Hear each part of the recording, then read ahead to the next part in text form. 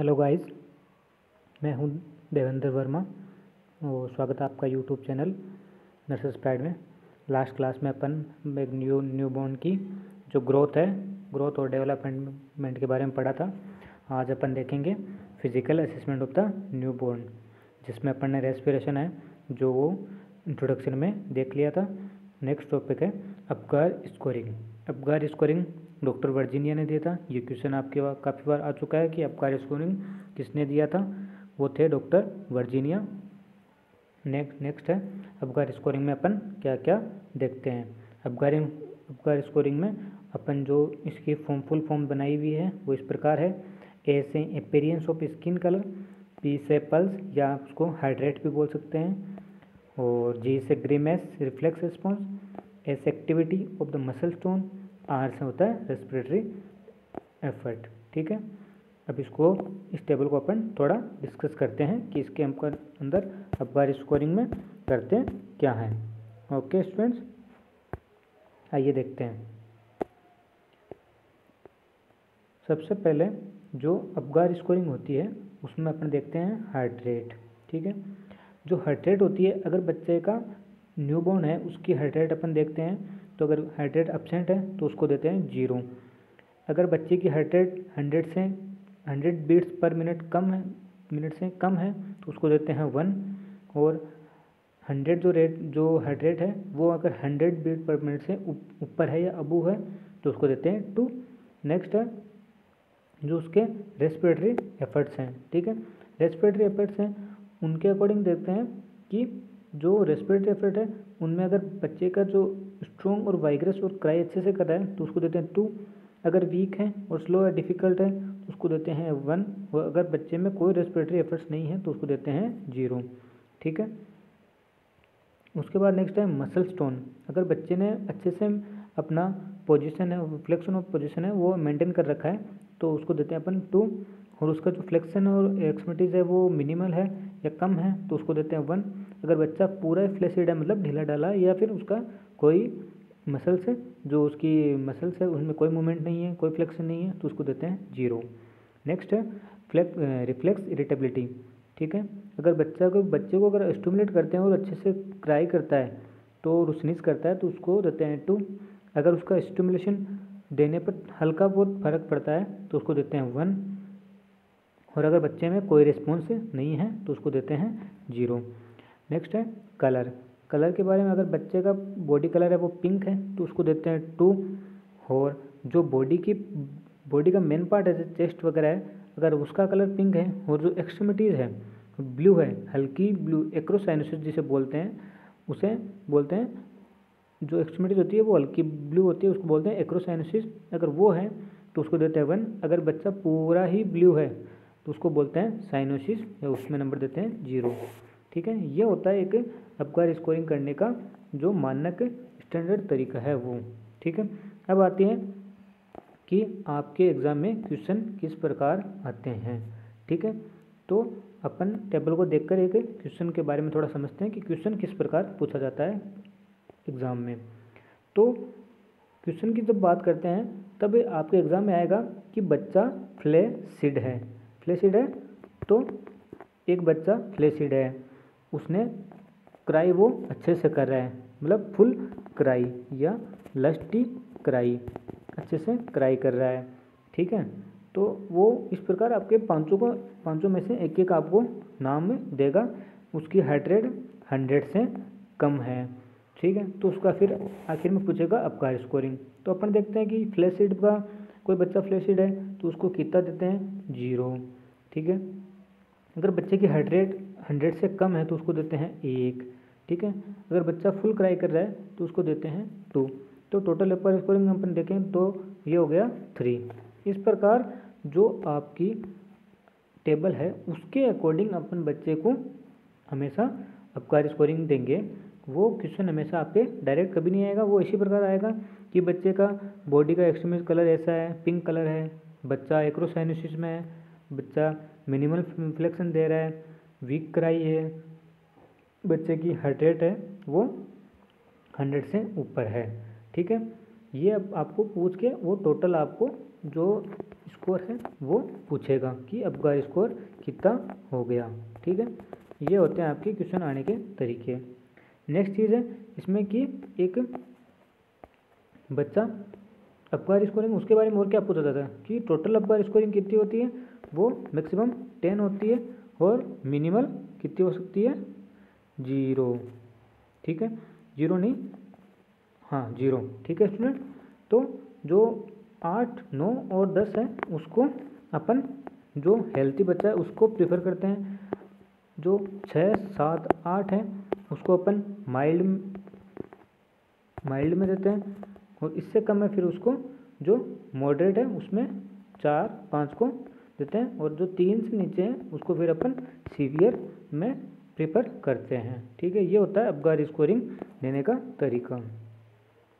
इसके बाद आता है जो इमीडिएट केयर ऑफ न्यूबॉर्न, जो बच्चे की न्यूबॉर्न की केयर है वो अपन ने इंट्रोडक्शन में देखा था कि उसमें सक्शन देखा था कि बच्चे का सक्शन किस प्रकार करते हैं, पहले किसका करते हैं बाद में किसका करते हैं, वो पहले माउथ का करते हैं दूसरा, उसके बाद नोज का करते हैं, जिससे एस्पिरेशन को प्रिवेंट किया जा सकता है।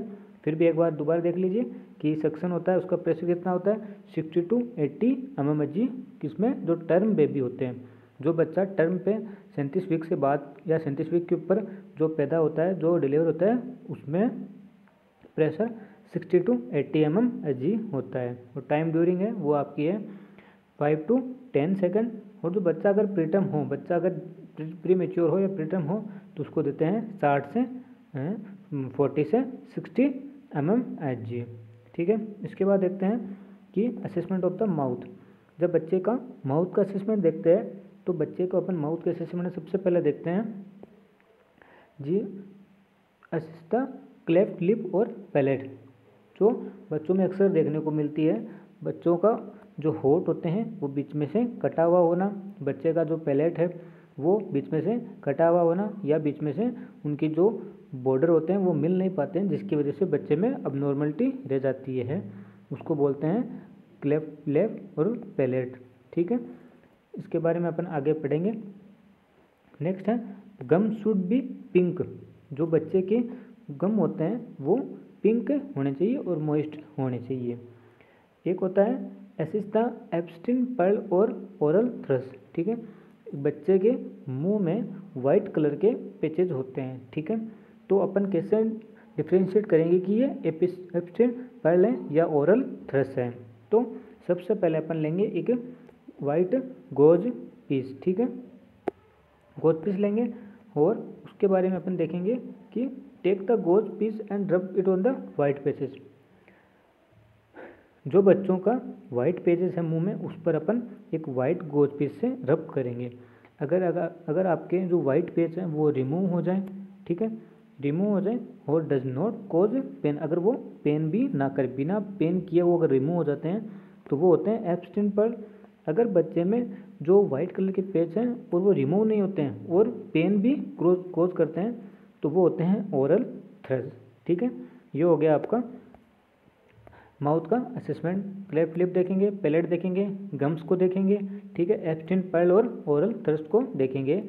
इसमें से क्वेश्चन आपके यही आया है अब तक कि एब्स्टिन पर्ल और ओरल थ्रस को किस प्रकार अपन डिफ्रेंशिएट कर सकते हैं। ओके, ये आपके पहले क्वेश्चन आ चुका है एग्जाम में, तो आप इस पर थोड़ा ध्यान दे लें। ठीक है, नेक्स्ट आता है कि नेक। तो नेक के बारे में थोड़ा सा ओवरव्यू देखते हैं। तो नेक को सप्लाई कौन करता है? नेक को जो 11th क्रेनियल नर्व है वो सप्लाई करती है। ठीक है, जो 11th क्रेनियल नर्व होती है वो इसको सप्लाई करती है, उसको बोलते हैं एक्सेसरी नर्व। ठीक है, जो नेक को नर्व सप्लाई करती है। ये हो गया इसकी नर्व सप्लाई। नेक्स्ट है इसकी ट्रेपेजियस स्टर्नोक्लेडोमास्टोइड जो मसल्स होती है वो नेक को सपोर्ट करती है। ये हो गई आपकी मसल्स। ठीक है, तो जो नेक होती है उसमें असिस्ट करने वाली एक होती है जो ट्रेकिया है वो उसकी मिड लाइन पे है या नहीं है, और एक होता है एक डिजीज होती है टोर्टिकोलिस। टोर्टिकोलिस का मेन है, टोर्टिकोलिस का मेन वैसे होता है twisting of the neck due to nerve damage. कभी कभार ऐसा होता है कि जो बच्चा होता है उसमें नर्व डैमेज हो जाती है और उसको बोलते हैं टॉर्टिकोलिस। अब देखते हैं टॉर्टिकोलिस में होता क्या है। टॉर्टिकोलिस में क्या होता है कि अगर कोई बच्चा होता है उसमें अगर बच्चा होता है उसमें अगर कोई नर्व डैमेज हुई है तो बच्चे की गर्दन है वो किसी एक साइड झुक जाती है। तो ये किस प्रकार हो जाती है कि अगर बच्चा ये शोल्डर है तो बच्चे की जो ये गर्दन है वो इस प्रकार हो जाती है, एक साइड झुक जाती है। ठीक है, इसको बोलते हैं रे नेक और लोक्जिया। टॉर्टिकोलिस आल्सो कॉल्ड रे नेक और लोक्जिया। ये आपके काफ़ी बार एग्ज़ाम में आ चुका है। टॉर्टिकोलिस क्या होता है, ट्विस्टिंग ऑफ नेक, ये क्यों होता है, इसका कॉज क्या है, नर्व डैमेज। दूसरा आता है कौन सी नर्व होती है, इसको और क्या नाम से बोलते हैं, रे नेक लोक्जिया के नाम से भी बोलते हैं। तो ये काफ़ी बार आपके एग्ज़ाम में आ चुका है कि एम्स वगैरह के कि ट्विस्टिंग ऑफ नेक क्या बोलते हैं, टॉर्टिकोलिस। ठीक है, और नर्व डैमेज कौन सी होती है, 11वीं जो 11th नर्व होती है वो डैमेज होती है, इसको रे नेक और लोक्जिया भी बोलते हैं। तो इसमें से यही ध्यान देने योग्य है, तो आप इस पर ज़रूर ध्यान दें। नेक्स्ट आता है आपका चेस्ट। ठीक है, चेस्ट के बारे में अपन देखते हैं कि चेस्ट में क्या होता है। ठीक है, अगर न्यू बॉर्न है उसका अपन चेस्ट का असेसमेंट करते हैं तो चेस्ट में क्या देखते हैं। Chest is the round because anterior posterior and transverse diameter is equal. सबसे पहले जो चेस्ट का जो डायमीटर होता है वो कैसा होता है, वो इक्वल होता है, वो राउंड होती है। क्योंकि जब बच्चा पैदा होता है, जब बच्चा डिलीवर होता है उस टाइम जो उसका एंटीरियर पोस्टीरियर और उसका जो ट्रांसवर्स डायमीटर होता है वो हमेशा इक्वल होता है। ठीक है, ये इतना इम्पोर्टेंट नहीं है। नेक्स्ट है असिस्ट द ICM। ठीक है, ICM intercostal muscles for the respiratory distress. अगर बच्चा रेस्पिरेटरी डिस्ट्रेस सिंड्रोम एक प्रकार की डिजीज़ है जो अपन आगे डिस्कस करेंगे। रेस्पिरेटरी डिस्ट्रेस सिंड्रोम होता है तो उसके अंदर जो बच्चे की इंटरकोस्टल मसल्स हैं उनमें अपन को रिट्रैक्शन देखने को मिलता है कि बच्चा जो मुश्किल से अगर सांस ले पा रहा है या रेस्पिरेशन में कोई प्रॉब्लम है तो बच्चे की जो चेस्ट है उसमें अपन को चेंजेस देखने को मिलते रहते हैं। ठीक है, नेक्स्ट है अगर रेस्पिरेटरी डिस्ट्रेस सिंड्रोम है तो बच्चे में जो चेस्ट है उससे ग्रंटिंग साउंड भी अपन को सुनने को मिलते हैं। ठीक है, एक है नेक्स्ट है assist the fracture. Clavicle is the most common fracture in the normal delivery. ठीक है, ये क्वेश्चन आपके काफ़ी बार आ चुका है तो इस पर ध्यान दें कि जब बच्चा डिलीवर होता है तो उसमें अपन सबसे पहले एक फ्रैक्चर असेस करते हैं कि बच्चे में कोई फ्रैक्चर तो नहीं है। ठीक है, और जो फ्रैक्चर होता है वो कौन सी हड्डी का, कौन सी बोन का मोस्ट कॉमन होता है, वो होता है क्लेविकल, जो आपके शोल्डर के पास होती है। शोल्डर वाली बोन को अपन क्लेविकल बोन भी कहते हैं। ठीक है, इसको अपन ब्यूटी बोन भी कहा जाता है। तो वो जो फ्रैक्चर होता है वो जो नॉर्मल डिलीवरी होता है उसके दौरान ही जो आपका क्लेविकल बोन फ्रैक्चर होता है और ये मोस्ट कॉमन है, तो आप इसको ध्यान दें। नेक्स्ट है जो न्यूबॉर्न है उसकी निप्पल की साइज। ठीक है, अगर निप्पल की साइज मोर देन 5 mm है तो बच्चा टर्म में है, और निप्पल की साइज अगर लेस देन 5 mm है तो उसकी मतलब है बच्चा प्री टर्म है। ठीक है, नेक्स्ट अपन देखते हैं कि एब्डोमिनल असेसमेंट। ठीक है, एब्डोमिनल असेसमेंट क्या होता है कि assist the abdominal wall for the omphalitis and the gastroschisis. ठीक है, तो जब बच्चा होता है तो उसके अपन को एब्डोमिन को असिस्ट करना होता है। जब एब्डोमिनल वॉल को अपन असिस्ट करते हैं तो जो अम्बिलिकल वेन थी, जो अम्बिलिकल कॉर्ड थी, उसको अगर कोई इन्फ्लामेशन है, उसमें कोई इन्फ्लामेशन है तो उसको बोलते हैं ओम्फलाइटिस। ठीक है, जो अगर अम्बिलिकल कॉर्ड का इन्फेक्शन होता है, इन्फ्लामेशन होता है, उसको बोलते हैं ओम्फलाइटिस। ठीक है, और अगर बच्चे की एब्डोमिनल वॉल अगर डिफेक्ट है, कोई भी डिफेक्ट है और उसके जो इनर ऑर्गन है वो बाहर में कांटेक्ट में आ रहे हैं तो उसको बोलते हैं गैस्ट्रियोकाइसिस। ठीक है, ये आपके क्वेश्चन काफ़ी बार आ चुका है कि गैस्ट्रियोकाइसिस क्या होता है, ओम्फलाइटिस क्या होता है। तो ये आप नोट कर ले अपने नोटबुक में कि ये क्वेश्चन काफ़ी बार आ चुका है कि गैस्ट्रोकाइटिस क्या होता है, ओम्फलाइटिस क्या होता है। ठीक है, नेक्स्ट है जो असिस्ट द अम्बिलिकल वेसल्स। ठीक है, जो अम्बिलिकल वेसल्स होती है उसको असिस्ट करना, उनमें कोई अबनॉर्मलिटी तो नहीं है। अगर नंबर ऑफ द वेसल्स कम या ज़्यादा होती है तो इन्फॉर्म करें डॉक्टर को। ठीक है, जैसे कि जो ट्विन्स होते हैं उनमें अम्बिलिकल वेन कभी कभार कम देखने को मिलती है। ठीक है, अम्बिलिकल वेसल्स कितनी होती है वैसे 3। ठीक है, ओके 3 होती है, तो अगर उन्हें कभी कभार 2 मिलती है देखने को तो अपन को इन्फॉर्म करना है इंस्टेंट डॉक्टर को। ठीक है, और नेक्स्ट है जो बच्चे की बॉल साउंड है। अगर बच्चा जैसे डिलीवर हुआ है उसके जस्ट 1 आवर, विथिन 1 आवर, 1 घंटे के अंदर बच्चे के बाउल साउंड प्रेजेंट हो जाते हैं। अगर बच्चे के 1 घंटे बाद भी बाउल साउंड प्रेजेंट नहीं होता है तो डॉक्टर को इन्फॉर्म करना चाहिए। नेक्स्ट है असिस्ट द मिकोनियम पासेज। ठीक है, जो बच्चे ने पहला स्टूल होता है जो उसको बोलते हैं मिकोनियम, उसका पासेज देखना है कि बच्चे ने डिलीवर होने के बाद मिकोनियम पास किया या नहीं किया है, क्योंकि कभी कभार जो एनएस होता है उसमें कोई डिफेक्ट होने की वजह से मिकोनियम पास नहीं हो पाता है। और जो जीआई सिस्टम की डिजीज़ होती हैं जैसे कि इंटरसेप्शन, तो उसके दौरान भी मिकोनियम पास नहीं होता है। तो मिकोनियम पासेज को देखें और उनमें कोई डिफ़िकल्टी हो तो कोई डिफेक्ट हो तो डॉक्टर को इन्फॉर्म करें। नेक्स्ट है असिस्ट द हर्निया। हर्निया में क्या होता है कि एक ऑर्गन होता है वो दूसरे ऑर्गन में इंटर कर जाता है, एक ऑर्गन होता है वो दूसरे ऑर्गन में जो इंटर कर जाता है। ठीक है, तो इसको बोलते हैं कि हर्निया। ठीक है, इस हर्निया को असिस्ट करना है। इसके बाद नेक्स्ट आपका आता है जेनाइटल ऑर्गन।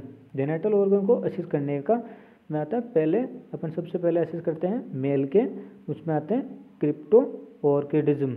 ठीक है, क्रिप्टो ऑर्किडिज्म क्या होता है कि जो बच्चे के टेस्टिस होते हैं, ठीक है, जो टेस्टिस होते हैं, जो कभी कभार क्या होता है जो एब्डोमिनल होता है वहीं पे या इंग्वाइनल कैनाल में रह जाते हैं, वो टेस्टिस जो स्कोर्टम होता है उसमें डिसेंड नहीं हो पाते हैं, और इस कंडीशन को बोलते हैं क्रिप्टो ऑर्किडिज्म। जब बच्चे के टेस्टिस होते हैं वो स्कोर्टम में डिसेंड नहीं होते हैं या ऊपर एब्डोमिनल में रह जाते हैं तो बोलते हैं क्रिप्टो ऑर्किडिज्म। ठीक है, नेक्स्ट है एपिस्पाइडियासिस। ठीक है, ओपनिंग जो आपकी जो फोर ग्लांस पेनिस पे जो आपकी जो ओपनिंग है वो डोर्सल साइड में होती है। ठीक है, अगर डोर्सल साइड में उसकी ओपनिंग होती है तो उसको बोलते हैं एपिस्पीडियासिस, और जो अगर वही ओपनिंग वेंट्रल साइड में होती है तो उसको बोलते हैं हाइपोस्पीडियासिस। ठीक है, उसके बाद एक कंडीशन आती है फिमोसिस। ठीक है, फिमोसिस और पैराफिमोसिस। अगर जो आपकी फोर स्किन है वो अगर आपके जो ग्लांस पेनिस है उससे ऊपर ही अटैच रहती है, उससे रिमूव पीछे की ओर नहीं होती है, रिट्रैक्ट, तो उसको बोलते हैं फिमोसिस। और अगर वही स्किन हमेशा के लिए पीछे रहे, कभी भी वापस से ग्लांस पेनिस पे नहीं आए, तो उसको बोलते हैं पैराफिमोसिस। ये होते हैं आपके मेल के जो जेनाइटल प्रॉब्लम्स हैं, जो जेनाइटल ऑर्गन के असेसमेंट में अपन को प्रॉब्लम देखने को मिलती है उनमें। ठीक है, तो आप ध्यान दें कि जो आपका पैराफिमोसिस है वो काफ़ी बार एग्जाम में पूछा जा चुका है, फिमोसिस भी पूछा जा सकता है और जा चुका है। और या जो आपके मेल डिजीज को मेल के जो ऑर्गन हैं उनमें जो भी डिजीज़ पाई जाती हैं वो काफ़ी बार पूछे जा चुके हैं, तो आप इनको नोटबुक में ज़रूर लिखें कि क्रिप्टो ऑर्किडिज्म क्या होता है, एपिस्पीडियासिस क्या होता है, हाइपोस्पीडियासिस क्या होता है, फिमोसिस क्या होता है, पैराफिमोसिस क्या होता है। जब अब हम इन टॉपिक के ऊपर क्वेश्चन आंसर बनाएंगे तो इन्हीं क्वेश्चनों में से आपको वापस पूछे जाएंगे, तो आप इनको एक बार नोट कर लें। और जैसा कि पहले क्वेश्चन में आ चुका है कि अम्बिलिकल वेसल्स में डिफेक्ट मतलब कम ज़्यादा होना, तो वो किस कंडीशन में देखा जा सकता है, ट्विंस में या फिर और भी कोई होता है जिसमें देखने को मिलती है। और एक होता है एम्फलाइटिस और गैस्ट्रोकाइटिस, तो उसको नोट करें। और जैसे कि अपने मोस्ट कॉमन क्लेविकल फ्रैक्चर होता है, वो भी आप देख सकते हैं कि मोस्ट कॉमन जो डिलीवरी के दौरान फ्रैक्चर देखने को मिलता है वो होता है जो आपका क्लेविकल फ्रैक्चर। ठीक है। और टोर्टिकोलिस जैसा कि होता है, टोर्टिकोलिस में आता है ट्विस्टिंग ऑफ नेक, और जो होता है आपकी ड्यू टू नर्व डैमेज कौन सी होती है नर्व, 11th नंबर की नर्व है, जिसको अपन रेनेक और लोग्जा भी बोल सकते हैं। ओरल थर्स और एब्सेंट पर्ल में डिफ्रेंशिएट कैसे करते हैं, क्लेफ्ट लिप और पैलेट क्या होता है, और सक्शन जो प्रेशर होता है कितना होता है, टाइम कितना होता है, ये आपके काफ़ी बार क्वेश्चन आ चुका है। तो और भी इनको देखते रहें, और नेक्स्ट टॉपिक में नेक्स्ट वीडियो में अपन देखेंगे बाकी इसके असेसमेंट। Thank you guys.